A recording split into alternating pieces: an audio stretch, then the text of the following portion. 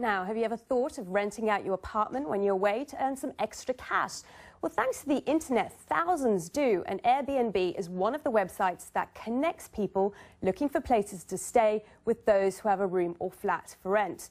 But the rapid growth of this activity has got governments and hoteliers worried, with lots of money changing hands without proper regulation or taxation.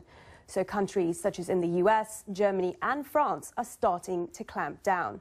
John Busby is the Managing Director of French Private Finance and an expert in the French property market. John, thank you for joining us. Hi. John, renting out these apartments, holiday homes, has been going on for years. So what's different now? Why is it an issue? I think the main reason why it's an issue is that the internet has really accelerated the way in which providers of apartments and seekers of apartments can get together. So we're seeing really now in the past few years exponential growth across many cities, and especially cities are very interested in how to manage the situation, just because, as you said, with the tax situation, but also how to manage that for local residents and the impact that has on their day-to-day lives.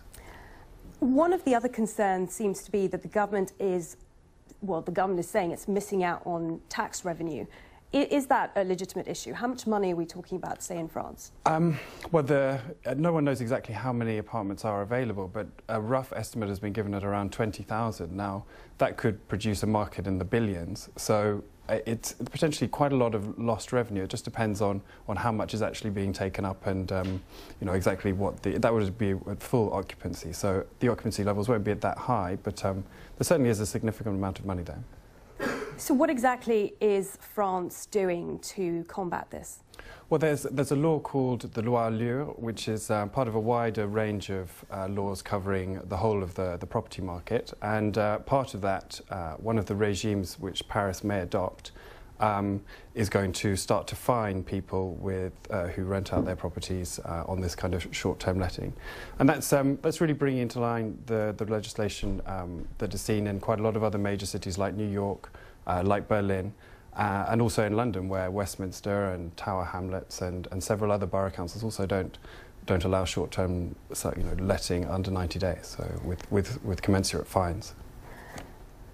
Do you feel, I mean, we've heard from Airbnb, for example, and they've said this is not really a solution to cutting down on the social housing issue, for example. Mm-hmm. Do you think these kind of regulations are necessary? That's an interesting question, because in a certain sense, they are necessary to protect the smaller holding people, the people who are living in apartment blocks where apartments may be being rented out. There's a health and safety issue and things like that. But if we take Paris as an example, it would still be completely legal for people to rent out their primary residence. So although this may affect investors having an easy return, for a lot of people who just want to rent out their property while they go away on holiday, this won't affect them at all, really. John, thank you.